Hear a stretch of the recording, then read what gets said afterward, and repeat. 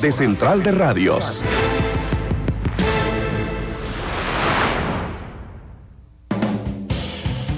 Vivimos en un mundo en constante cambio que usted merece entender, porque es imposible interpretar la realidad que vivimos sin conocer cada uno de sus colores. Porque muchos son los tonos de la actualidad. Presentamos Matices. Una producción de Noticias Monumental.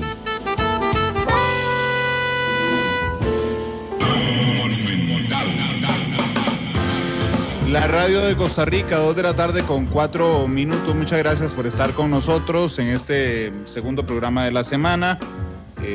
Muchas gracias, por supuesto, de acompañarnos. El próximo jueves es el Día Mundial de la Protección de Datos.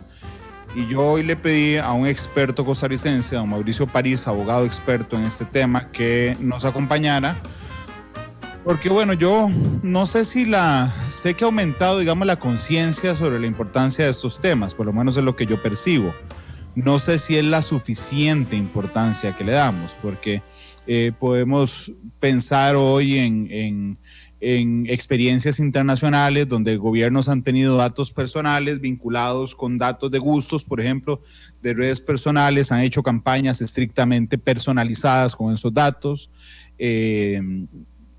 El tema de la UPAD ha venido a poner el tema sobre la mesa. Don Mauricio tiene un par de propuestas muy interesantes sobre las que iremos avanzando una vez que determinemos la situación actual en el país, así es que quiero agradecerle que me acompañe hoy en Matices. Don Mauricio, bienvenido, ¿cómo le va? Hola, don Randall, un gusto saludarlo, muchas gracias por la invitación para hablar de este interesante tema. Muchas gracias, don Mauricio, por estar con nosotros. ¿Cuál es la regulación en este momento nacional sobre ese tema? Porque en contraparte, y se lo digo porque ha sido parte de mi estudio, el acceso a información pública, por ejemplo, en Costa Rica está desperdigada en un montón de normas, reglamentos, leyes y un par de artículos de la Constitución. La contraparte, que es la protección de datos personales, está, digamos, tan distribuida en la legislación costarricense, o si encontramos una protección mucho más concentrada, Mauricio. Sí, justo este año se cumple una década de la entrada en vigor de la Ley de Protección de Datos Personales, que se aprobó en el año 2011, después de casi 10 años de estar haciendo fila en el Congreso. Esta ley tiene además un reglamento y, digamos, hay una mayor concentración de la normativa en la que le menciono. Lo que usted dice es muy interesante, en efecto, digamos, estos temas se funcionan como un yin y un yang, ¿no? Es decir, se requiere privacidad de lo privado y transparencia de lo público. En el caso de el acceso a la información pública, en Costa Rica no hay una ley de acceso a la información pública, hay algunas iniciativas durmiendo el sueño de los justos en el Congreso, y esto genera muchos problemas al final de cuentas cuando existe ese choque entre lo público y lo privado. Lo hemos visto, por ejemplo, con el acceso que ha ordenado la Sala Constitucional al salario de los empleados públicos, ¿no? Es uno de los casos en los cuales colisiona el interés de la transparencia con el interés de la protección de datos personales. Sí, realmente es muy interesante porque ese traslape que la jurisprudencia de la Sala Constitucional ha venido generando a través de un término que es muy etéreo, que es el interés público, ¿verdad? Entonces, simplemente la sala define, ¿hay interés público o no hay interés público? Si hay interés y fondos públicos, ha convertido, según su jurisprudencia, todo en información pública. Si no hay interés público y no hay fondos públicos, entonces se maneja privado, pero aún manejando los datos privados, ¿verdad, don Mauricio? El Estado en su totalidad y de manera dispersa tiene acceso a prácticamente todos nuestros datos. Sí, en este país en especial, una gran cantidad de datos está en posesión del Estado, principalmente porque el Estado lo hace todo, ¿no? Tradicionalmente el Estado ha estado incluido en un montón de áreas de la economía, que en otros países eso no se ha dado, ¿no? Entonces el Estado dispone de una cantidad de datos increíbles y además en muchos casos esa información está puesta al acceso de la ciudadanía y del mundo por medio de consultas abiertas, de datos que deberían de estar reservados a consultas restringidas. Y ejemplos de eso hay muchísimos que podremos comentar más adelante, si usted gusta. Sí, porque justamente ahora que lo decía usted, estaba pensando yo, por ejemplo, si yo tengo un número de cédula, que es la información pública de una persona, digamos, un número de cédula, la busco en el registro civil del Tribunal Supremo de Elecciones, ya tengo más datos, tengo los datos de la fecha de nacimiento, tengo el lugar de votación, tengo el nombre de los padres, tengo el nombre de los hijos, tengo el nombre del cónyuge. Me paso inmediatamente al registro público nacional, ¿verdad? Pongo el mismo número de cédula y entonces ya tengo acceso, por ejemplo, a la información de bienes muebles e inmuebles, es decir, los carros que tienen su nombre, las sociedades que compone y también las casas o terrenos que tenga a su haber. La Caja Costarricense de Seguro Social, a la que ya yo no tengo acceso como ciudadano, por ejemplo, con el número de cédula puede ver el expediente médico, puede ver los resultados de los exámenes de sangre, el IMAS con el mismo número de cédula puede ver la situación socioeconómica, si se ha solicitado o no. Ahora con el tema de la UPAD, digamos, respecto a las ayudas que se había brindado a personas pobres con el IMAS, se amplió con el bono proteger a que el Estado tenga acceso a prácticamente toda la información de todas las personas que pidieron el bono proteger, donde preguntaban, no sé si estará de acuerdo conmigo, Mauricio, un montón de cosas que no tenían nada que ver con un requisito para obtener información. Es decir, el Estado en su integralidad, no sé si en su conjunto, en su integralidad tiene muchísimos datos míos, suyos y de todos los demás.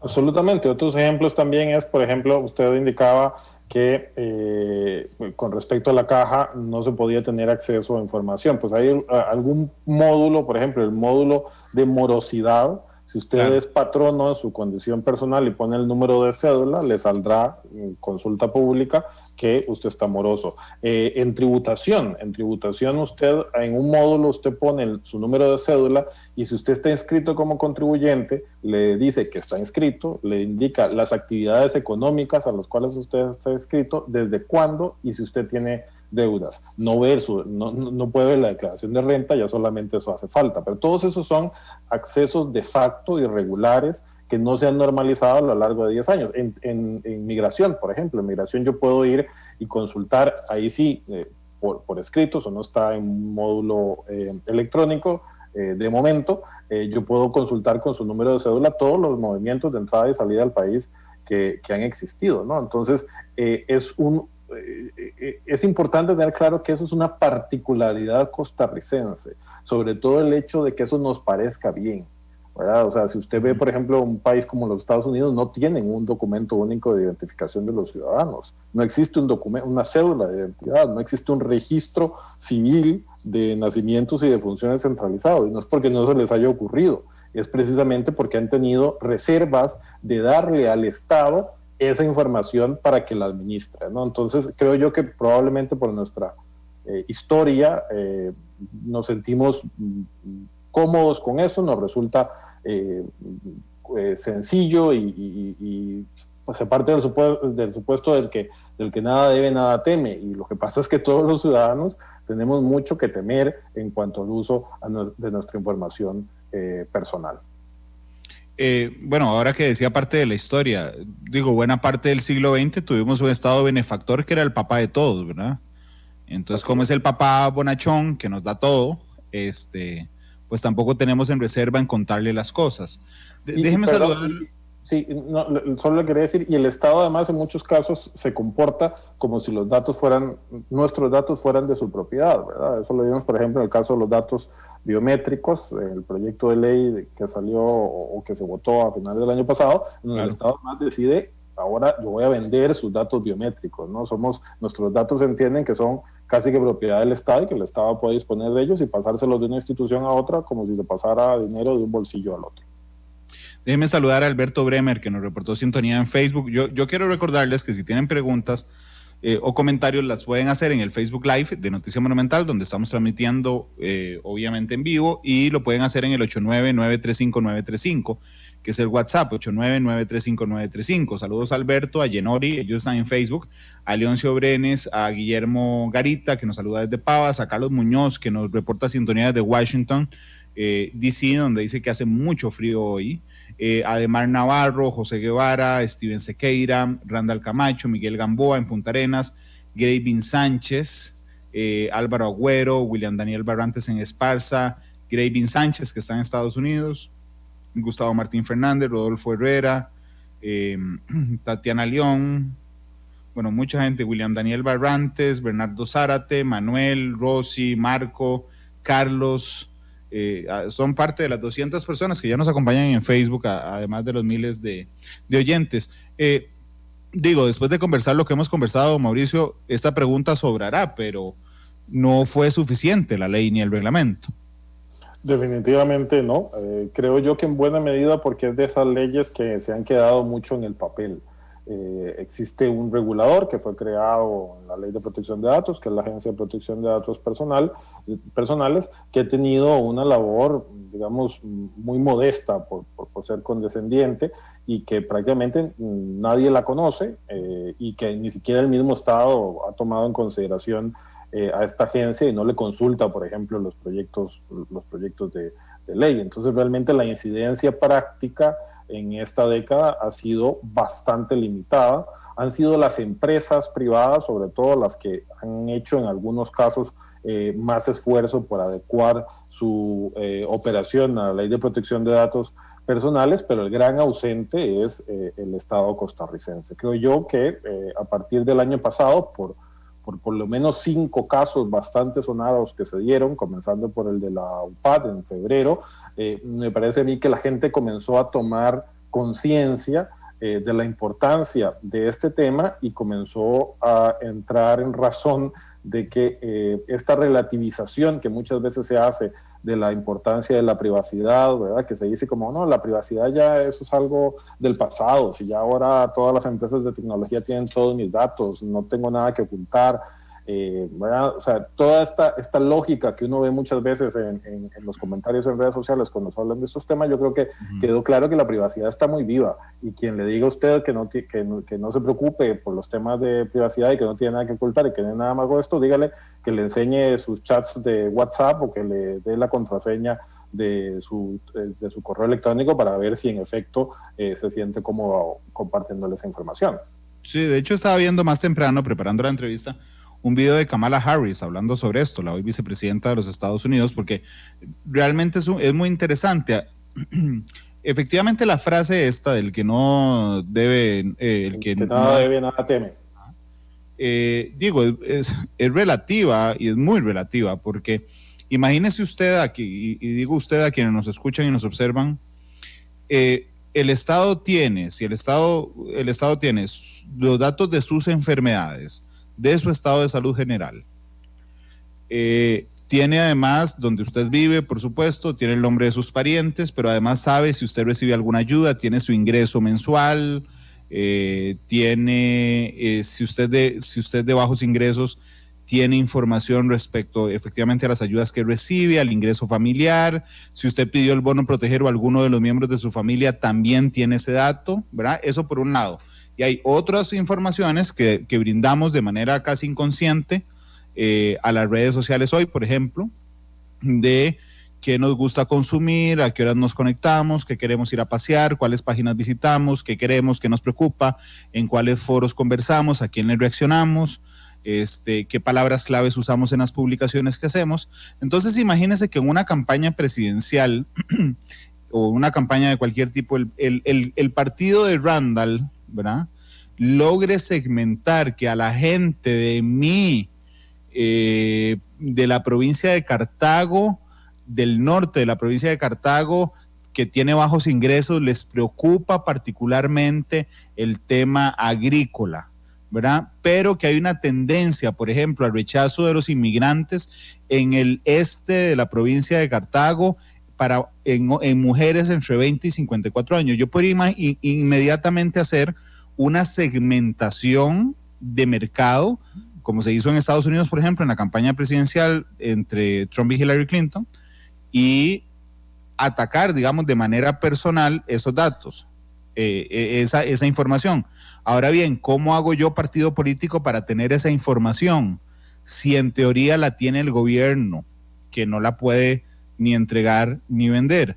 ¿Hay suficiente garantía, don Mauricio, de que el Estado no tiene la capacidad de compartir esa información que tiene sobre mí? No la hay, no la hay definitivamente, sobre todo en Costa Rica. Creo yo que no existe una forma en la que podamos garantizar que los datos del Estado no son utilizados para finalidades como las que usted indicaba. Por ejemplo, en el caso de la UPAD, hubo un gran escándalo, pero nada más, ¿no? O sea, mucho ruido y pocas nueces. Pero no sabemos qué pasó con esos datos, qué datos se utilizaron, si esos datos se eliminaron, si esos datos se respaldaron, se copiaron, nada de eso se sabe hoy día. Y lo que usted dice del uso para fines electorales ya se vivió al menos en 2 procesos que se vieron directamente relacionados con el uso de esta información, como fue el caso que usted bien menciona de las elecciones del año 2016 en Estados Unidos y del propio referéndum del Brexit en la Unión Europea, ¿no? Y eso es el escándalo relacionado con la empresa esta Cambridge Analytica, que es muy interesante porque lo que hicieron fue una aplicación de Facebook en la cual alguna gente se podía registrar y llenar un test en el cual supuestamente se perfilaba el tipo de personalidad de cada persona. Le pagaban a las personas que se registraban, creo que $1 o $2, una cosa así por el estilo. Y 270,000 personas se registraron voluntariamente, es decir, aceptaron los términos y condiciones de esta aplicación. Entonces, esa aplicación, ¿qué era lo que hacía? Permitía extraer toda la información del perfil de estas personas, es decir, a quién le daban like, a quién le comentaban, a quién seguían. Y dentro de esa información que jaló Cambridge Analytica estaba también los datos relacionados con los amigos, las conexiones de esas 270,000 personas. Entonces, ¿qué es lo que pasó?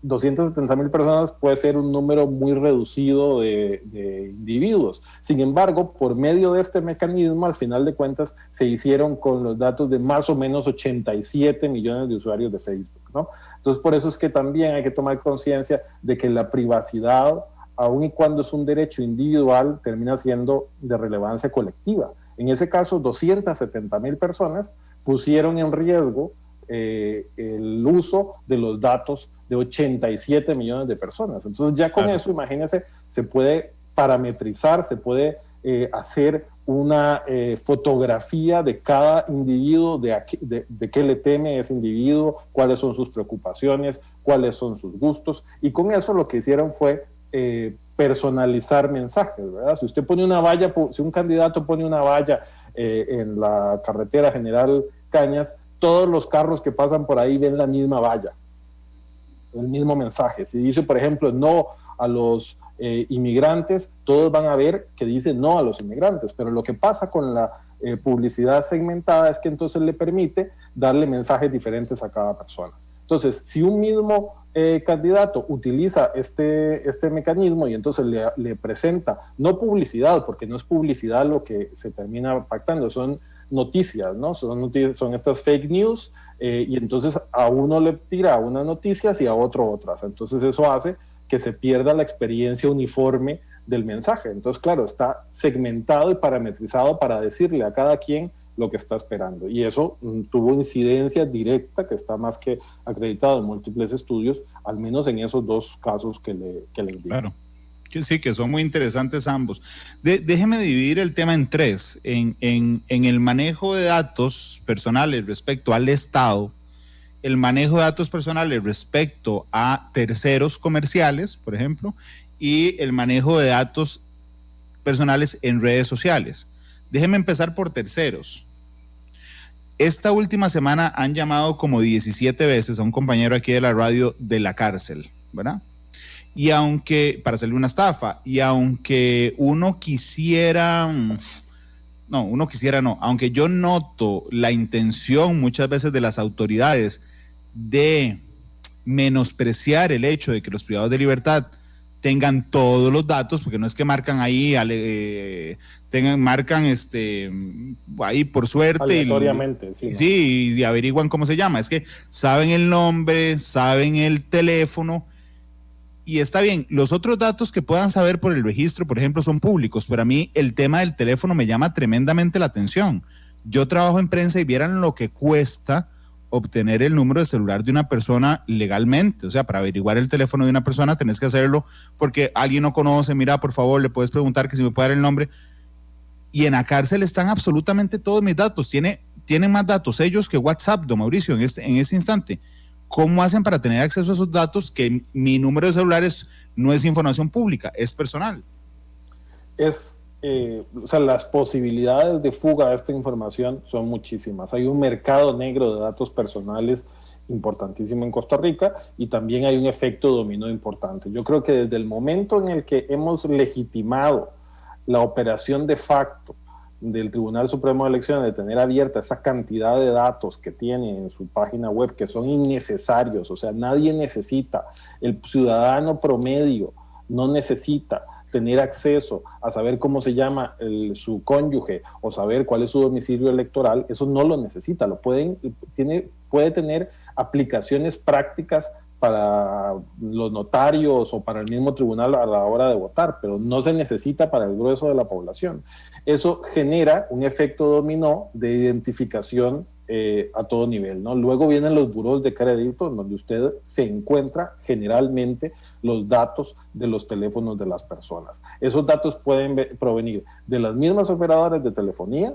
No estoy diciendo que los operadores como empresas, como instituciones sean quienes los comercialicen, pero probablemente de alguna forma hay una brecha de seguridad en donde probablemente algún empleado o algún proveedor de servicios o lo que sea está teniendo acceso a estos datos y esos datos son colocados en el mercado negro, ya sea por medio de los operadores de telefonía o por medio de otras instituciones que los almacenan, que pueden ser instituciones públicas o privadas a las cuales usted le da sus datos para contratar un servicio o para solicitar cualquier tipo de asistencia, ¿no? Entonces, las posibilidades de por dónde pueden venir esos datos son muchísimas. Lo que es inconcebible es cómo operan una red de suplantación de identidad de esta forma desde un centro penitenciario, y eso nuevamente lo hemos normalizado.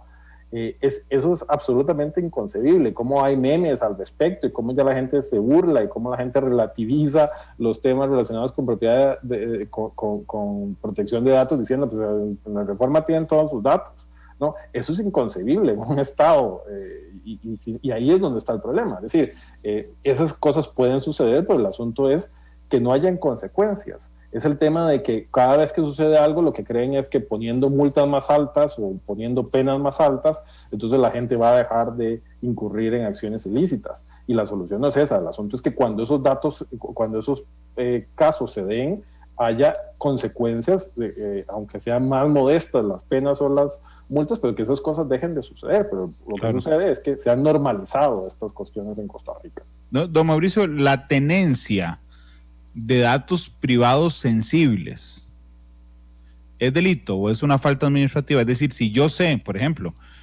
no sé, me llama una financiera, por ejemplo, a quien yo nunca le he dado mis datos, no voy a averiguar jamás cómo obtuvo mis datos, pero me consta que los tienen. Esa tenencia de mis datos sensibles y personales puede convertirse en un delito. Sí, es necesario.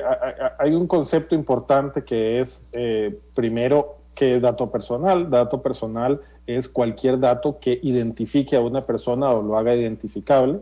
Los datos personales son exclusivamente sobre personas físicas, no sobre personas jurídicas, es decir, no hay protección de datos de personas jurídicas, pero sí hay muchos datos que están en la intersección entre un dato de una persona física y un dato de una persona jurídica. Por ejemplo, quién es su representante legal o quién es su accionista, ¿no? Y hay una categoría especial de datos que se llaman los datos sensibles, que la legislación en Costa Rica tiene una definición amplísima. incluyendo los datos relativos a la salud, los datos, incluso se dice los datos que revelen el origen socioeconómico de una persona. Sí. Eso, desde luego, un dato financiero, la condición de deudor o de moroso, es un dato relacionado con la condición socioeconómica de una persona, por ende, de acuerdo a la legislación costarricense, es sensible. Y la ley establece que los datos sensibles no se pueden tratar. Entonces, perdón, Mauricio, los datos personales son públicos, los datos sensibles no. Jamás, no. Los datos, tengo que echarme un pasito para atrás. Los datos personales pueden ser datos de acceso irrestricto. Hay una categoría que se llama de acceso irrestricto, que dice la norma, serán aquellos que las leyes les confieran esa condición. En mi criterio, no hay ninguna ley en Costa Rica que le confiera a una base de datos la condición de base de datos de acceso irrestricto en los términos de la Ley de Protección de Datos Personales. Sin embargo, de facto, por ejemplo, la base de datos del Tribunal Supremo de Elecciones, del Registro Civil, opera, y la misma Agencia de Protección de Datos dice, es una base de datos de acceso irrestricto. Yo no comparto esa opinión. El registro de la propiedad también opera bajo esa categoría. Pero digamos, son los dos que uno podría decir, bueno, hay normas que establecen que estas instituciones van a tener custodia de estos datos y esos son datos que pueden ser accedidos, ¿verdad? Pero esos son nada más esos dos tipos de datos. Luego vienen datos de acceso restringido, que son, para ponerlo muy fácil, todos aquellos que no son de acceso irrestricto. Es decir, su salario, su fotografía, digamos la fotografía que usted le da al Tribunal Supremo de Elecciones, su domicilio, su número de teléfono, todos esos son datos de acceso restringido. Es decir, a esos datos solamente puede tener acceso usted y la institución o empresa a la cual usted le dio esos datos, ya sea porque lo permite la ley o porque usted les dio el consentimiento. Hay otra categoría que son los sensibles. Los datos sensibles son los datos que le indicaba antes, que es una definición muy amplia, que la ley dice que no se pueden tratar salvo con el consentimiento del titular o excepciones muy específicas que tienen que ver, por ejemplo, con la prestación de servicios de salud o en algunos casos con la seguridad nacional. Pero no es que todos los datos son públicos, los únicos que se pueden considerar como públicos, por así decirlo, son los datos de acceso irrestricto, que en Costa Rica serían, con el asterisco que le decía antes, claro, el padrón electoral y el registro de la propiedad. Pero, si, por ejemplo, si me llama X le presta, y con quien yo nunca he tenido una relación, y me doy cuenta que tiene mi celular, ahí va un dato, y sí, tiene mi historial crediticio, va otro dato, y saben si tengo tarjeta, van 3 datos, y saben si estoy moroso, ahí hay un dato sensible. Esa tenencia de la información yo la puedo denunciar, tengo herramientas para ir a denunciar eso. Sí, tiene herramientas administrativas y herramientas jurisdiccionales. Las administrativas son una denuncia ante la Agencia de Protección de Datos Personales, que la verdad su efectividad no es mucha, ¿no? O sea, es una agencia que dura bastante en resolver los casos, y lo que puede hacer es imponer una multa económica. Multas económicas, además, que por un problema de la ley son ridículas, ¿no? Es decir, o sea, no guardan relación entre la gravedad de los hechos generalmente y el importe económico. Es decir, la multa más alta que se puede imponer son 13 millones de colones, que en muchos casos yo he estado en reuniones en donde esas instituciones dicen, pues me sale más barato pagar 5 veces la multa que dejar de hacer lo que hago con los datos. Y también existe un delito, un tipo penal, que es por el que está acusado el señor presidente de la República, que tiene que ver con el mal uso de los datos personales, que es un tipo penal muy abierto, que básicamente establece que es un delito volver a ver un dato personal. Entonces, desde luego, la tenencia del dato personal puede ser considerado un hecho delictivo. Lo que sucede es que en la mayoría de los casos la gente no denuncia. ¿Por qué? Porque las violaciones a la privacidad generalmente no se ven materializadas. Es decir, a usted no le queda una cicatriz o no le duele el golpe o no ni siquiera percibe o ni siquiera es consciente de que usted ha sido víctima de una violación de privacidad. Hasta que sucede que, por ejemplo, hasta que le hacen phishing de su cuenta bancaria y le vacían la cuenta o le hacen cargos fraudulentos, o se ve expuesta su privacidad en casos como los que se veían también el año pasado, el grupo de Telegram, en donde habían 3,000 personas compartiendo contenido íntimo de costarricenses que no era contenido destinado a ser comercializado. Claro, porque ahí establecemos entonces el tema de la relación de mis datos con terceros, que pueden ser terceros comerciales, a quienes yo voy a comprar, no sé, un producto de línea blanca, un almacén, y les entrego mis datos, o a las llamadas de la reforma, o a los grupos, o lo que comparte también yo a través de chats, por ejemplo, si le mando un mensaje a alguien o a alguna otra persona. La otra es mis datos respecto a las redes sociales. Cuando uno se mete a las redes sociales, lo sabrá usted viendo, Mauricio, no es que uno puede cambiar los términos del acuerdo. Digo, o acepta o no acepta, y la mayoría le vamos a aceptar para entrar rápido. Hay gente en los dos extremos, gente que dice, de por sí lo que compartimos es cualquier cosa, y otra gente a la que sí le da mucha importancia a los datos que compartimos. ¿Cómo lo ve usted y qué protección tenemos los costarricenses a nivel jurisdiccional, porque nosotros tendríamos una jurisdicción costarricense en una red social que está domiciliada fuera del país respecto al uso de esos datos? Sí, el tema de las redes sociales es muy interesante. Sí, desde luego hay unos términos y condiciones que se aceptan o no se aceptan, pero sí hay una serie de parametrizaciones de privacidad que el usuario generalmente puede escoger, ¿no? Por ejemplo, si su perfil es visible o si está oculto, o por ejemplo, si recibe solicitudes de amistad de cualquier persona o no. Dependiendo de la red social, puede tener importantes elementos desde el punto de vista de la parametrización. Lo que sucede también muchas veces es que no somos conscientes de cuál es la lógica del negocio de estas empresas, que son las empresas más grandes del mundo. Google, Facebook son hoy día las empresas que tienen mayores ganancias a nivel mundial, ¿no? Y son empresas en donde lo que se comercializa al final de cuentas es la vigilancia.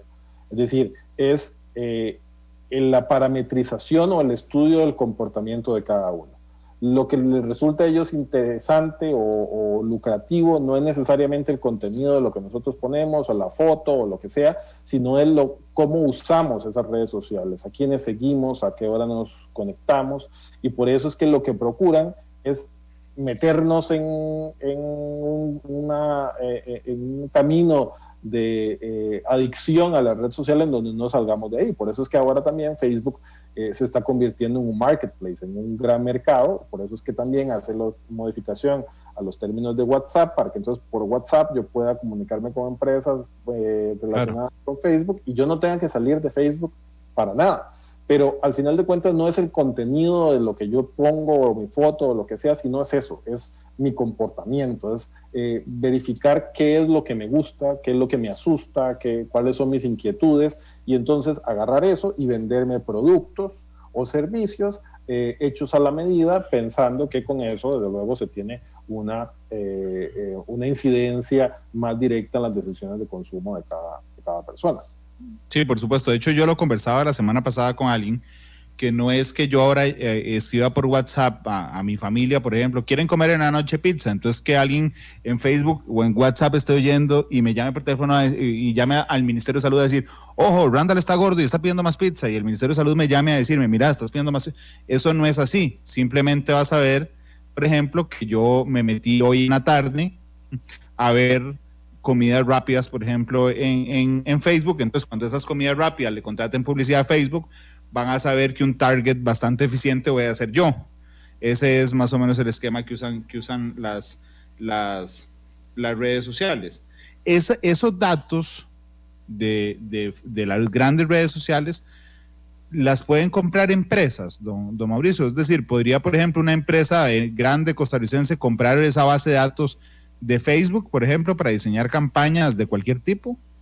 es el negocio de estas empresas. Lo que sucede es que no necesariamente le venden los datos de Randall, sino lo que le venden es el perfil de lo que las personas como Randall buscan, ¿no? Entonces, a los datos personales, si se les quita la capa que identifica a una persona, pierden su condición de datos personales. Es decir, si no permiten identificarlo a usted directamente, ya no son datos personales, se convierten en datos anonimizados o pseudonimizados, y eso, digamos, se puede comercializar. Sí, al final de cuentas, dependiendo de la red social, pero generalmente le damos permisos amplísimos a las redes sociales, pero generalmente, al menos públicamente, el negocio no es vender los datos de una persona. El negocio es vender lo que a esa persona le interesa para que le vendan publicidad.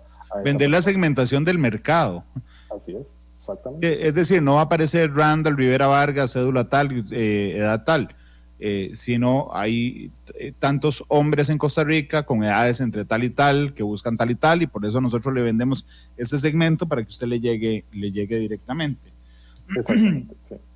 Y en relación con los del Estado, a mí me llama la atención, y es una de sus propuestas, don Mauricio, el artículo 24 de la Constitución Política, que digo, siempre que analicemos la Constitución recordemos que está redactada en 1949, es decir, hay un montón de cosas que no existían.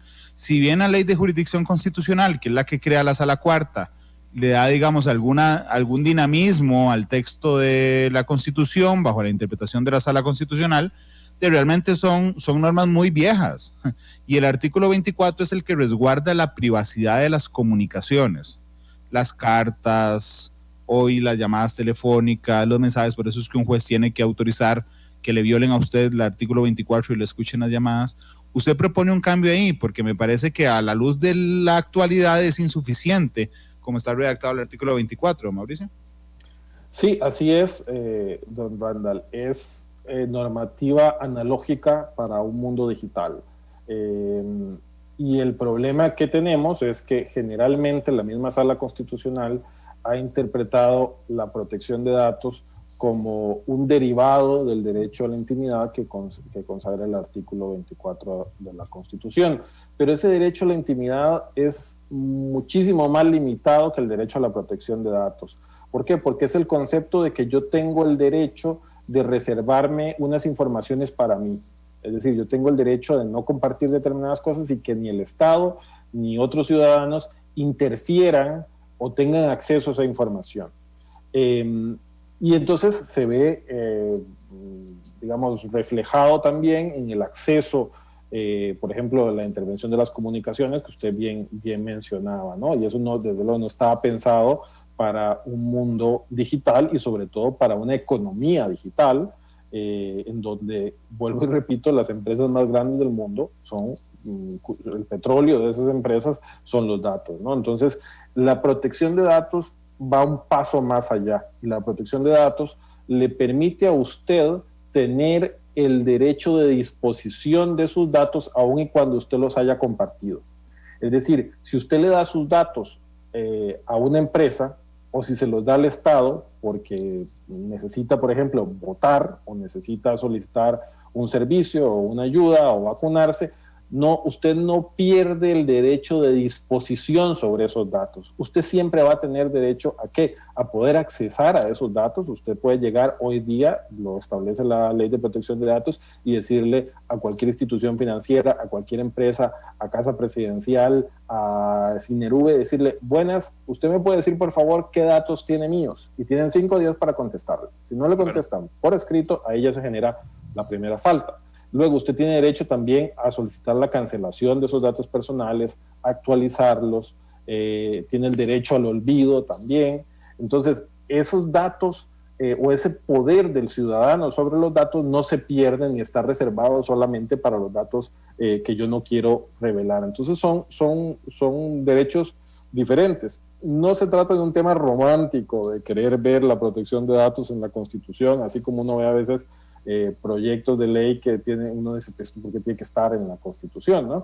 Esto tiene un efecto práctico, que es el control efectivo de la Sala Constitucional en esta materia en el proceso de formación de la ley y de otra normativa. Es decir, yo lo que quisiera es pensar que al tener la protección de datos como un derecho autónomo va a ser más sencillo acudir ante la Sala Constitucional a solicitar la inconstitucionalidad de una norma o incluso a solicitar en vía de amparo su acceso cuando se den violaciones de este tipo. Cuando se dan cosas tales en Costa Rica como la creación de una base de datos de sindicalistas del Ministerio de Trabajo identificados con nombre y apellido, o una identificación de mujeres que abortan en una norma del Ministerio de Salud, ¿no? Entonces uno dice, esta gente, es que yo creo que es candidez que no pensamos que esos datos le pueden hacer daño a alguien. Y tal vez no hoy, pero no sabemos qué va a pasar en las próximas elecciones o en 10 años. No sabemos quién va a tener acceso a esa información. Y hay muchos ejemplos en la historia en donde se acredita que ese tipo de información, cuando ha caído en malas manos, ha sido mal utilizado. Y el ejemplo más claro es el mismo Holocausto. Vea, en Holanda tenían una base de datos, un registro que contenía una identificación de quiénes eran judíos y quiénes no. Cuando entraron los nazis, Holanda fue el país que tuvo la peor incidencia del Holocausto. Prácticamente el 75% de los judíos holandeses fueron muertos producto del Holocausto. Esa base de datos no existía en Francia, en donde, por ejemplo, la incidencia fue solamente como del 20%, ¿no? Entonces, no era una base de datos la que tenían en Holanda pensada para un holocausto. Claro. Cuando cayó en unas manos inadecuadas, fue utilizada para eso, ¿no? Entonces, es extremista a veces hablar del holocausto para estas cosas, pero es que yo creo que cuando existe tal riesgo a las libertades fundamentales de una persona y tal riesgo de discriminación y aspectos complejos para un ser humano, creo yo que tenemos que tomar las medidas más extremas en protección de los intereses de los ciudadanos. Por eso es que a mí me preocupó tanto el documento para pedir el bono proteger. Se lo llené a un señor, a un vecino, que no sabía usar la computadora, y digo, a mí realmente me sorprendió la cantidad de datos que no tienen nada que ver con esto que pedía la fórmula, ¿verdad? Y entonces después le pregunté a Limas de que quién iba a manejar esos datos, dónde se iban a guardar. Y lo curioso es que es una empresa que donó, o sea, ni siquiera es contratada, es una empresa que donó su espacio, ¿verdad? Y entonces, cuando uno es mal pensado, uno dice, sí, pero y por supuesto, porque un montón de gente va a querer manejar esos datos, porque ya tenía el Estado la información de las clases más vulnerables a través del Cinerube, pero le faltaba ampliarlo a la clase media. Uh-huh. Y 1 millón de costarricenses brindó sus datos en el tema del bono proteger. Yo tengo la impresión, no sé su opinión, don Mauricio, de que cuando estamos en una situación extrema, la pandemia, tendemos a bajar todas nuestras defensas en el manejo de datos, ¿verdad? Entonces uno decía, bueno, ¿y cuánto ganaba usted? ¿De dónde trabajaba? Y deme su número, y tiene casa propia o no casa propia, vive con alguien, cuántas personas dependen de usted, o sea, realmente es una cantidad enorme. Bueno, y además la cuenta bancaria, porque se la crean ellos. Realmente es una voracidad de información amplísima. Sí, definitivamente. Las situaciones extremas son muy malas para las libertades individuales, ¿no? Y en efecto, este caso que usted dice es así, ¿no? Se habla mucho, y era la justificación que daba el señor presidente de la República para la creación del OPAT, de que él necesitaba datos para hacer política pública, ¿no? Buena política pública, y es de esas aseveraciones que se hacen que todos en tesis de principio estamos de acuerdo. El problema es cuando se entra en los detalles, pero ahí está un buen ejemplo de cómo no se trata un tema de voracidad de datos, sino de un uso adecuado. Con todos los datos que solicitaron, igual la cantidad de personas que recibieron el bono que no lo tenían que recibir, aun y cuando tenían todos los datos, es decir, funcionarios públicos, personas fallecidas, personas pensionadas. Uno diría, pero son datos que ya el Estado tenía, ¿cómo es posible que ese cruce de información no se haya podido dar? Entonces, en efecto, esas situaciones de extremo o extremas, son situaciones en donde luego es muy difícil, y es la preocupación, digamos, de todos quienes estamos en los temas de privacidad a nivel mundial, de qué va a pasar después de esta pandemia. Es decir, ¿vamos a lograr estar en donde estábamos antes en esta materia o ya simplemente vamos a haber perdido un paso? Y en buena medida, usted lo ve con lo que sucedió con los ataques terroristas a las Torres Gemelas, ¿no? En el año 2000, el FTC, la Comisión Federal de los Estados Unidos, tenía la intención de iniciar la regulación de las empresas de la tecnología. Y había ya una intención clara y manifiesta de poner en cintura lo que en ese momento se entendía que era un poder excesivo de las empresas de tecnología. Un año después vienen los atentados del 11 de septiembre, y entonces lo que sucede es que más bien el Estado, en este caso los Estados Unidos, dijo, no, aquí yo lo que voy a hacer es montarme sobre esta situación de emergencia y hacer uso del acceso o tener acceso a la información que estas empresas tienen, ¿no? Y entonces quien crea que estas cosas no tienen una incidencia práctica en el estado de los derechos, pues quien haya viajado en un avión antes del 11 de septiembre del año 2001 y quien viaje hoy día puede tener un ejemplo práctico de cómo realmente las cosas cambian en situaciones de emergencia y luego no vuelven a estar en el estado en el que estaban antes. No, y incluso de lo que le hablaba, porque quería compararlo con el ejemplo que usted puso del Holocausto, puede ser que usted que nos escucha confíe mucho en este gobierno y en la institución y diga, no, pero ellos no van a hacer nada malo, o los dueños de la empresa que donaron los servidores para guardar la información. Puede ser que sí, que así sea efectivamente, pero a usted nada le consta, pero esa información ya está ahí. A usted nada le consta que esa empresa se le venda a otro dueño que no sea tan ético, o que dentro de 10 años no tengamos a alguien con tintes dictatoriales que diga, uy, mira, para mantenerme en el poder, entonces ya puedo agarrarla y toda la información que yo tengo del Estado a través del IMAS y a través de Cinerube y a través del bono proteger, y entonces puedo llegarle con fake news, puedo llegarle con publicidad segmentada, o todavía aún peor, puedo llegarle directamente a decirle, ¿se acuerda que yo le di un bono durante 3 meses? Ese es el problema. Y esa es, digamos, tal vez el peligro que no vemos en lo inmediato. Gracias. ¿Verdad? Ahora bien, yo sí recuerdo muy bien esas, digamos, las palabras del presidente y del gobierno entero, diciendo, es que necesitamos Big Data para generar política pública eficiente. ¿Cómo se hace en otros países, don Mauricio, para generar política pública eficiente y no averiguar todos los datos de una persona? Es decir, para tener Big Data, pero que no me permita individualizar a cada uno de los habitantes. Depende del país, y le pongo un par de ejemplos.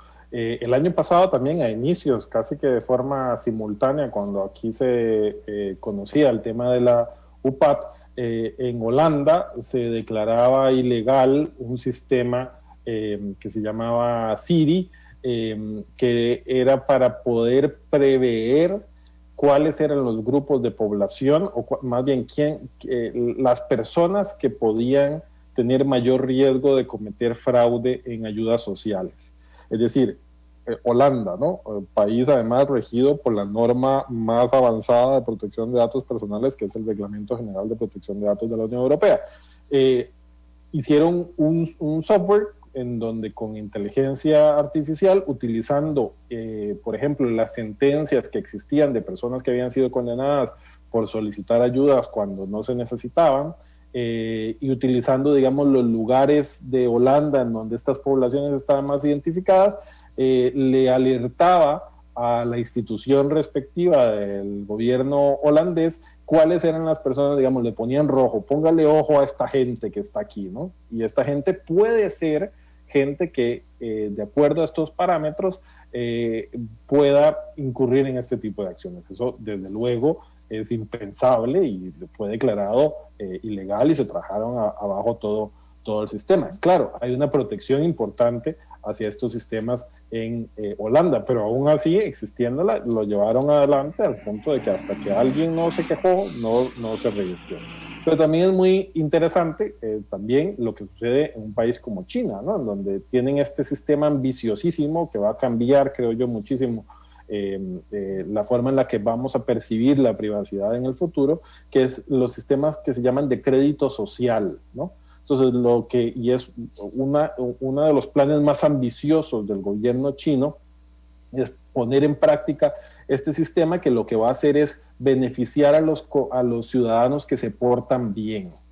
Entonces, son sistemas que van a ser, de momento los pilotos que existen en algunas regiones de China son voluntarios, pero lo que se va a hacer es que le van a dar a usted puntos si usted hace cosas positivas. Es decir, si usted le dona a la caridad, si usted va al gimnasio, si usted se hidrata, si usted hace ejercicio, y le quita puntos cuando usted fuma, cuando usted come comida chatarra, cuando usted bota una colilla a la calle o cuando se salta un semáforo, ¿no? Entonces, esto va pegado con una red impresionante de cámaras de seguridad, de circuito cerrado de televisión, que utilizando datos biométricos identifican al chinito que tiró la colilla al carro. Entonces, ¿qué es lo que a la calle? ¿Qué es lo que ha sucedido? Lo que vemos es que entonces se entiende que eso está bien, o sea, ¿verdad? O sea, la lógica detrás de estas cuestiones es que el Estado tiene que premiar al que se porta bien y tiene que sancionar al que se porta mal. Y entonces el problema es qué sucede con esas personas que se ven excluidas de la prestación de bienes o servicios. Algo así como 60 millones de habitantes en China ya han tenido por ejemplo, prohibición de comprar tiquetes aéreos o de comprar tiquetes del tren de alta velocidad cuando tienen una mala evaluación. Y con la pandemia esto llegó a otro nivel, ¿no? O sea, todos los chinos están obligados a usar en WeChat un sistema de códigos QR que los califica en amarillo, verde o rojo, dependiendo de dónde han estado, de con quién han interactuado, y eso impide que puedan entrar a determinadas lugares o les da descuentos en determinados productos, ¿no? Entonces, es esa visión de que el Estado es ese gran hermano que nos tiene que regular y entonces que se mete en nuestra vida privada y en todos los aspectos de nuestro día a día. Entonces, lo que le digo es que son visiones que pueden tener los estados, y le he dado ejemplos de estados democráticos de primer mundo y de estados totalitarios. Este tipo de cosas pueden suceder en cualquier país, ¿no? Sí, de hecho, a mí ahora que decía el gran hermano, cuando George Orwell escribió 1984, ¿verdad? que era una entidad omnipresente, la policía del pensamiento, lo escribió entre 1947 y 1948. Y digo, a manera de reflexión, pareciera que existía mucha más preocupación de estos datos antes, cuando no había la tecnología para hacerlo, o sea, cuando no se veía en concreto, la gente se preocupaba más que hoy. Hoy lo relativizamos y lo normalizamos. Pero digo, es increíble como en 1947 alguien temió que en algún momento, gracias a la tecnología, se manejara toda la información de nosotros. Y hoy que nosotros lo vemos ahí latente, no le damos tanta importancia, don Mauricio. Sé que es una pregunta más reflexiva. Pero es muy interesante porque justamente el modelo regulatorio que Costa Rica ha seguido es el europeo. Digamos, a nivel mundial hay dos modelos, que está el de los Estados Unidos, que es un modelo donde la privacidad es más parecida al derecho a la intimidad que nosotros, que mencionaba antes, ¿no? Hay un artículo que, digamos, es lo que se entiende en la historia de la privacidad, que fue la primera contribución académica al tema, que se llama Right to Privacy, de 1890, escrito por un par de abogados, en donde hablaban de la privacidad como el derecho a ser dejado en paz, que es un concepto muy interesante, ¿no? Es decir, sobre todo desde el punto de vista del Estado. Pero el modelo que nosotros seguimos desde el punto de vista de la ley de protección de datos es el modelo europeo, que nació ¿en dónde? En Alemania. ¿Producto de qué? De la Stasi, que era la policía, el Ministerio de Defensa del Estado en Alemania del Este, ¿no? Que tenía este sistema de vigilancia excesivos. Y hay una película muy buena del año 2006, se llama La vida de los otros, una película alemana que es clarísima en la forma en la que operaba la Stasi, la forma en la que espiaba a los ciudadanos, en la que le ponían micrófonos, en las que los mismos ciudadanos se denunciaban por comportamientos incorrectos. Producto de la Stasi es que los alemanes dicen tenemos que regular que el uso de los datos personales por parte del Estado. Y así es como surge el modelo europeo, que es el que nosotros adoptamos de protección de datos. Pero llama la atención, digamos, la Stasi llegó a tener datos de 1/3 de los ciudadanos alemanes. Hoy día una empresa como Facebook tiene más datos que los que pudo haber tenido la Stasi y probablemente muchísimo más actualizados y muchísimo más íntimos de lo que la misma Stasi pudo llegar a recolectar en su momento. ¿Qué nos hace falta? Porque, por ejemplo, usted habla de reformar el artículo 24, ¿verdad? Su proyecto está en el proyecto de ley, don Mauricio. ¿Para reformarlo en qué sentido? Para incluir la protección de datos como derecho autónomo y permitir que la Sala Constitucional pueda tener un control más efectivo en el proceso de formación de la ley y de las reglas. Pero eso es solamente una parte. Producto del escándalo de la OPAT. Pero déjeme entender esa parte. Sí. Voy a salirme un momento de la técnica legal. Cuando uno acude a la Sala Constitucional, cualquier ciudadano, lo que acusa es que hay una violación de un derecho constitucional. ¿Ok?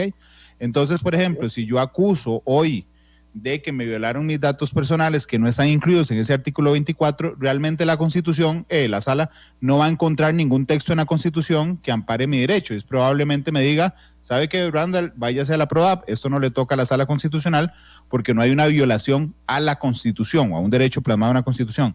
Esta primera parte, don Mauricio, entonces, lo que usted pretende es incluirla en el texto de la Constitución para que la Sala esté obligada y yo pueda, como ciudadano, acudir a la Sala Constitucional a plantear una violación a mi derecho constitucional y que la Sala no pueda, voy a usar una palabra fuerte, evadir el tema porque efectivamente estará planteado en la Constitución.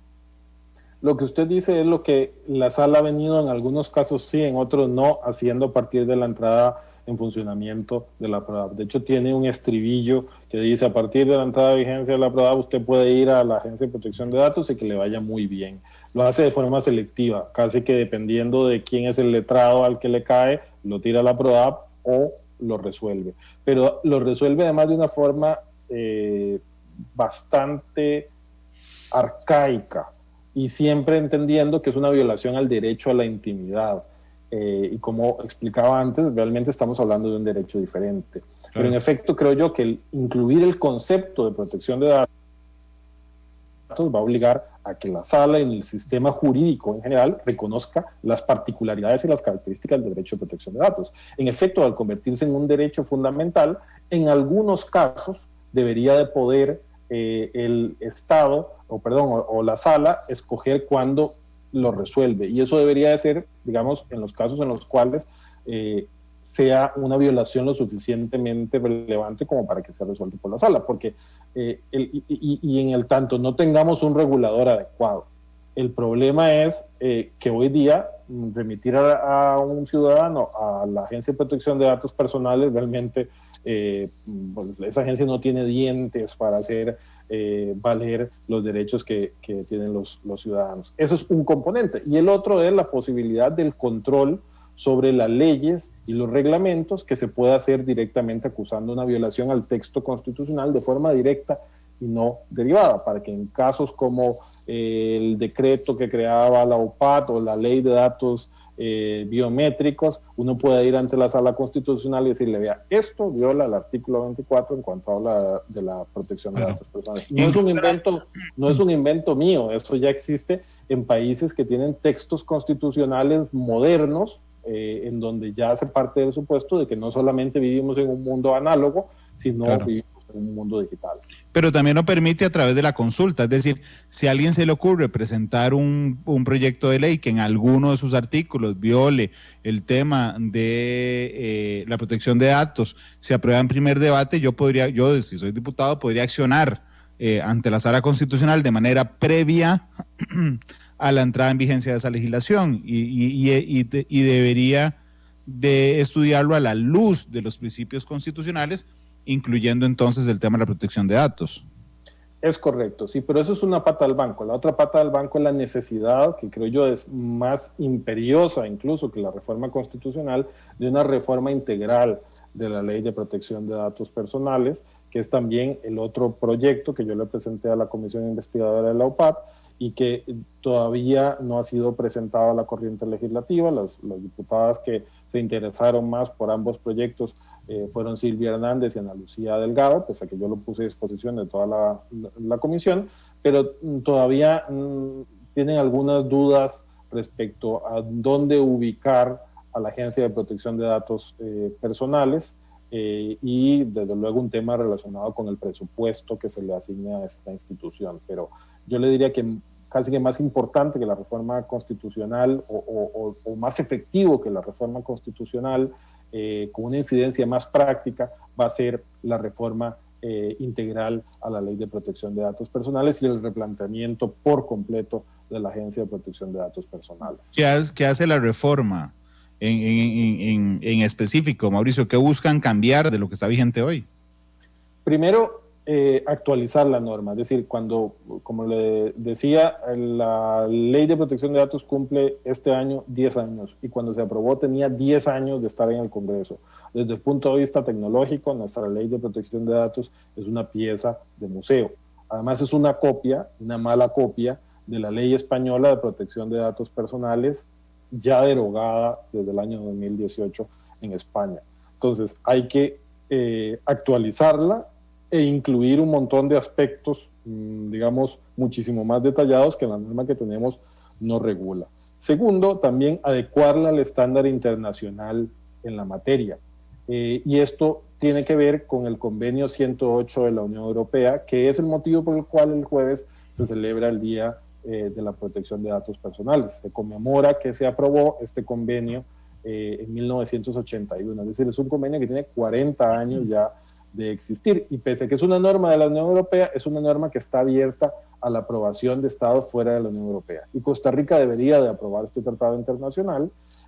¿Por qué? Porque le permite a Costa Rica ser considerado un país que cumple con el estándar de protección de datos, y esto lo que significa es que las empresas europeas pueden mover a Costa Rica datos de ciudadanos europeos. Eso desde el punto de vista de las oportunidades comerciales del país, una economía de servicios, es un impulso importantísimo. Si queremos aprobar el convenio 108, si queremos recibir esa bendición o esa preautorización para ser puerto seguro de manejo de datos personales, necesitamos ratificar el convenio 108 y necesitamos que la ley de protección de datos que se apruebe en Costa Rica sea compatible con ese convenio 108. Y lo otro es el replanteamiento de la Agencia de Protección de Datos para sacarla del Ministerio de Justicia, en donde está hoy día, número uno, y número dos también para poderle dar independencia a su dirección. Hoy día la dirección de la Agencia de Protección de Datos es un nombramiento de confianza del Ministro de Justicia. ¿Qué tiene que ver el Ministerio de Justicia con la protección de datos personales?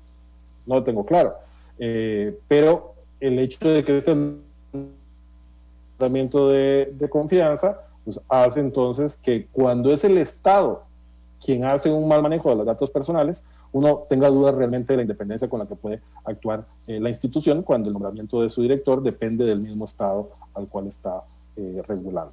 ¿Y qué plantea la reforma? Por ejemplo, primero, ¿se adscribiría a alguna otra oficina o tendría independencia o tendría rango constitucional?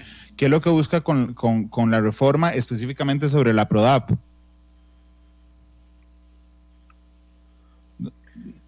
Mi propuesta fue darle a PRODAP una independencia funcional muy importante, es decir, que el nombramiento del director se haga por medio de un concurso público y que una vez nombrado el director solamente pueda ser destituido por una falta a sus obligaciones. Pero sería siempre un órgano de la administración central y por ende yo lo que planteo es que esté adscrito, aunque con completa independencia, incluyendo de presupuesto, al Ministerio de Ciencia y Tecnología, con el cual creo yo que es más afín. Por ejemplo, cuando surgió el tema de la UPAT el año pasado, el diputado Villalta presentó una propuesta para sacar a la PRODAP del Ministerio de Justicia y pasarlo a la Defensoría de los Habitantes. Eso ya lo había tratado de hacer el diputado Villalta cuando fue diputado la primera vez, que fue cuando en esa legislatura que se aprobó la Ley de Protección de Datos.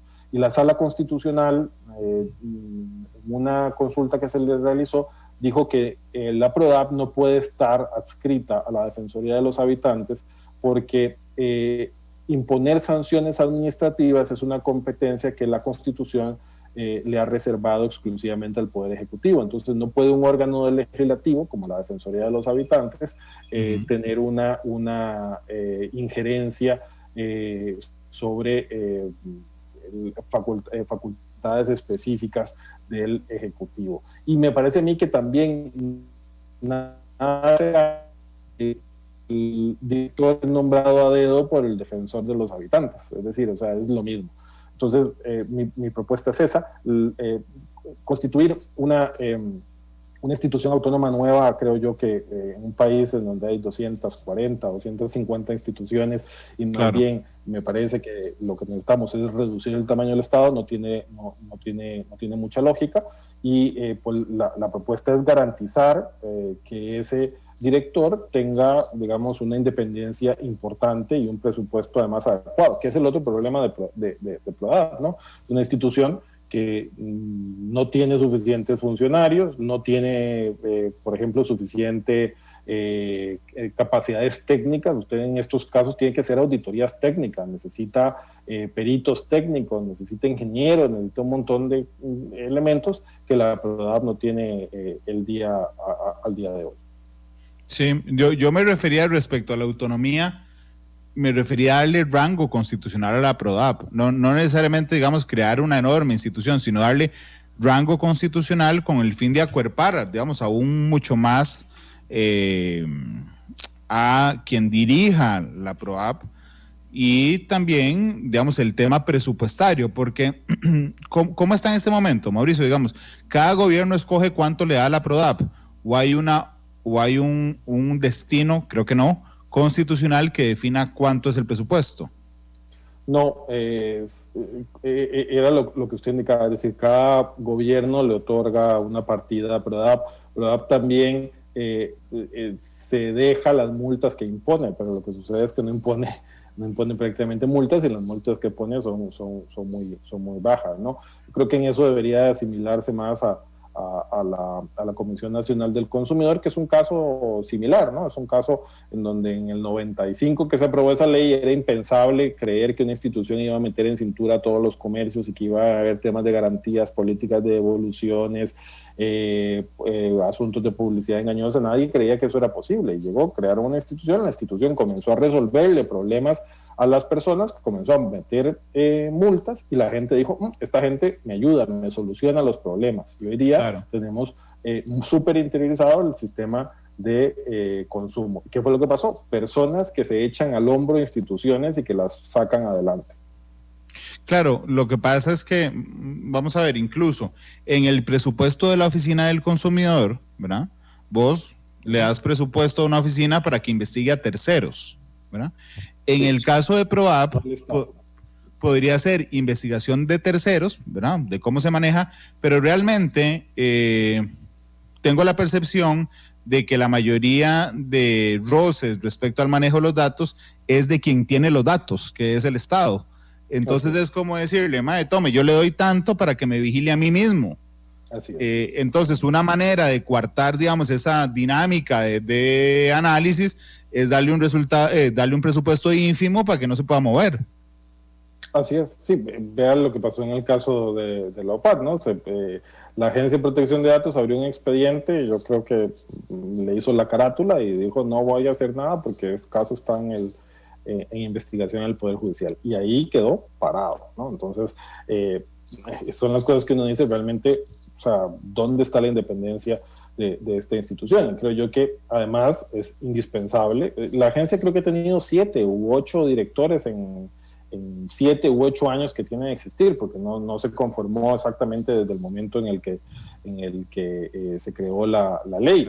Y realmente cuando uno analiza las personas que han estado ahí, pues algunas de ellas pudieron haber querido hacer muy bien las cosas y ponerle mucha mística y trataron de sacar la institución adelante, pero en cuanto no tenían conocimiento sobre esta materia, y cuando lograron adquirirlos, cuando estaban en ese punto de ya entender de qué iba el asunto, de entender la institución y demás, pues los terminan destituyendo por una cosa o por otra, ¿no? Entonces, no está pensado darle carácter constitucional, creo yo que sobre todo por la duración que puede tener y la complejidad que puede ser la reforma a la constitución política. La idea, yo lo que esperaba en febrero del año pasado, cuando presenté esos proyectos, era que ojalá ese mismo año, dado el impulso que estaba teniendo el tema derivado del caso de la UPAT, se adelantara con estos proyectos, pero luego vino la pandemia y desde luego las prioridades cambiaron considerablemente. Sí, ahora le comenté a usted de que en situaciones extremas uno tiende a bajar la guardia respecto al manejo y a la protección de datos. Y puede ser que a algunos, bienvenidas las críticas si es así, les parezca ridículo, pero hoy terceros manejan muchos más datos de nosotros, hoy en pandemia. O sea, es decir, hay ideas en el mundo, por ejemplo, de hacer un pasaporte de vacunación, que usted ande, que es un dato de salud, no se les olvide, es un dato de salud individual, particular, que usted ande y le demuestre a terceros que usted está vacunado. O, por ejemplo, que usted le demuestre a terceros su temperatura. Es decir, usted va entrando a un lugar y le toman, yo no sé si eso se califica como un dato sensible o un dato biométrico, me parece que sí, le ponen el termómetro a uno, ven tu temperatura. Una vez alguien me dijo, mira, yo le pregunté a la muchacha que me tomó la temperatura, bueno, ¿y qué pasa si paso el 39? Nada, solo es para registrar que pasó el 39, porque realmente no sería legal que no le permitan entrar, por ejemplo. Pero bueno, hoy yo podría pegar la temperatura de una persona todos los días que entro al edificio, versus su identidad, versus si la vacunaron, o sea, son muchos datos los que estamos brindando, y aunque parezca una locura conspiranoica, y realmente yo me preocupo porque cada vez damos más datos, incluyendo la temperatura. Sí, sobre el tema de temperatura, yo el año pasado, cuando la pandemia estaba iniciando, escribí un artículo en donde le sugería al Ministerio de Salud que dictara cuáles eran los parámetros para realizar este tratamiento.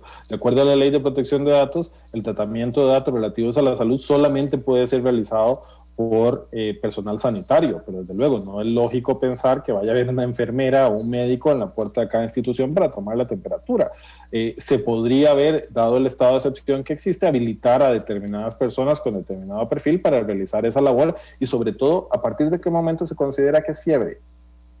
Claro. O sea, hay lugares en donde dicen que es 37.5, hay lugares en donde es 38, y si yo quiero entrar y me impiden el acceso, ¿cuánto tiempo después puedo volver a intentar entrar? Todas esas cosas han quedado total y completamente a la libre, sujetas a un montón de problemas prácticos, y son las cosas que uno dice, pero en esto debería de haber un avance. Lo que usted hablaba del pasaporte sanitario va a ser una realidad en marzo. Ya IATA, que es la organización de líneas aéreas a nivel mundial, anunció que lanza el pasaporte sanitario. La Unión Europea anuncia que va a lanzar también su propio pasaporte sanitario, en donde usted en efecto va a tener la posibilidad de viajar con ese pasaporte sanitario de forma más o menos similar como está operando la vacuna de la fiebre amarilla.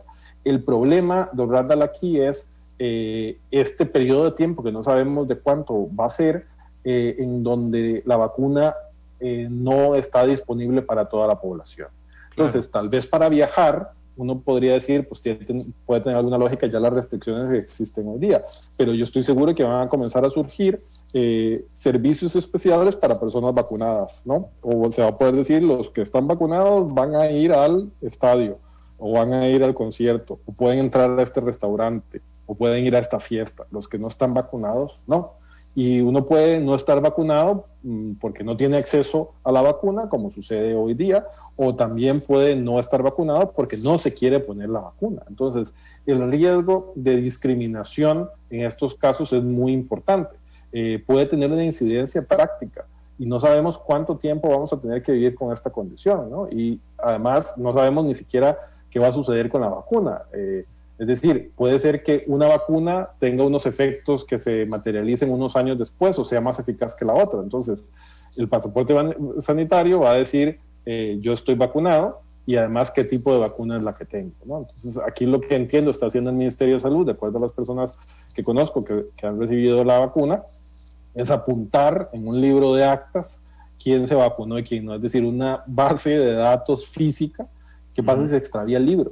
Claro, Eduardo. ¿Quién tiene acceso a ese libro? ¿Qué pasa si se fotocopia el libro? ¿Qué pasa si se quema el lugar en donde está el libro, ¿no? Entonces, mientras que están pensando en un sistema internacional en donde uno se va a poder conectar o en donde las instituciones de gobierno o los laboratorios se van a poder conectar a una base de datos y compartir esta información directamente, aquí lo estamos haciendo con Abaco, con un libro escrito. El punto es que sobre estas cosas alguien tiene que pensar y el problema es que el Estado no está pensando en estas cosas, ¿no? Vamos a ir sobre la marcha encontrando soluciones sin que haya alguien que realmente realice esa labor de asesoría, que en mi criterio debería ser el mismo regulador, la Agencia de Protección de Datos Personales, que debería ser el órgano técnico que asesore al Estado en cómo manejar los datos de los costarricenses. Sí, realmente, porque incluso la Contraloría había advertido que la lista de personas contagiadas por COVID se lleva un Excel compartido además. O sea, imagínese un dato en salud.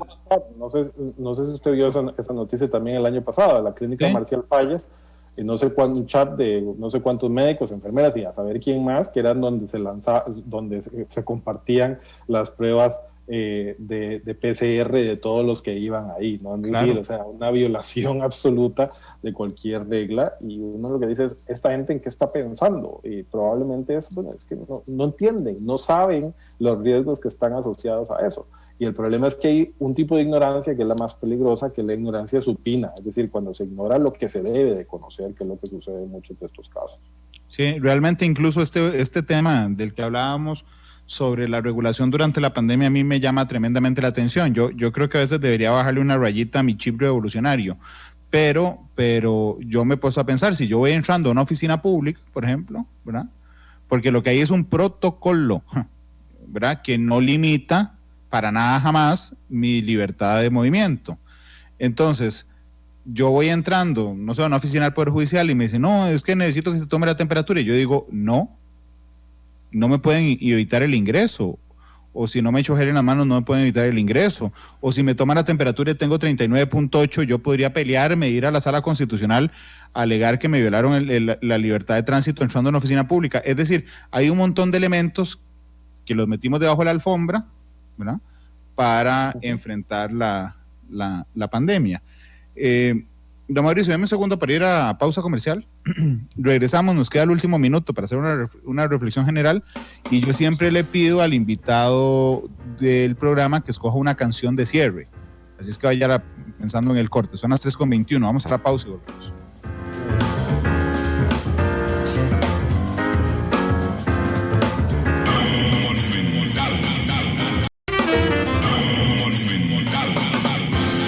La radio de Costa Rica, 3 de la tarde con 27 minutos. Muchas veces las personas, las instituciones, los gobiernos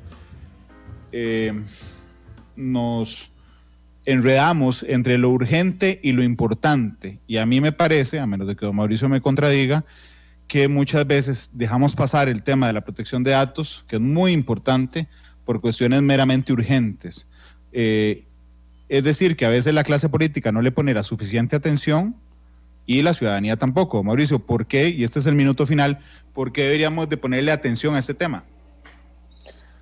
Yo creo que algo que se ha venido diciendo mucho es que la privacidad es poder, y eso es así. Es decir, en la medida en que le damos acceso a esos espacios de nuestra vida privada a alguien más, a una empresa, a una institución, a una persona, le damos poder a esa persona para que incida sobre nosotros. Entonces a mí me parece que deberíamos de pensar muy bien con quién, con quiénes compartimos los datos y entrar en conciencia de algo, que es que estos dispositivos con los que estamos pegados desde la mañana generalmente son dispositivos peligrosos. Así como hemos entendido que manipular un arma, manipular una cocina, manipular un vehículo nos puede ocasionar daños a nosotros y a terceros, así tenemos que entender que los teléfonos, los dispositivos inteligentes también pueden generarnos daños a nosotros mismos y a terceros. Y eso se lo tenemos que enseñar sobre todo a los más pequeños, a los niños, a los jóvenes, que son los que están en mayor riesgo de que un mal uso en un mal momento de la tecnología les cause serios daños a su vida futura y sobre todo también serios daños a su reputación que tal vez puedan ser incluso irreparables. Don Mauricio, muchas gracias por habernos acompañado. Muchas gracias, don Randall. Ha sido para mí un gusto conversar con usted sobre estos temas. Muchas gracias, don Mauricio. ¿Qué canción escogió para irnos? Hay una canción de Café Tacuba que se llama 0 y 1, que es una historia de amor binaria. Entonces, como estamos hablando de computadoras, creo yo que eso puede ayudar a cerrar la discusión de buena forma, además con un excelente grupo. 0 y 1, Café Tacuba. Son las 3:29. Don Glenn Montero, que está en el control. Esa es. Don Mauricio, muchas gracias. Hasta luego. Feliz tarde. Gracias, don Randall. Un gusto. Hasta luego.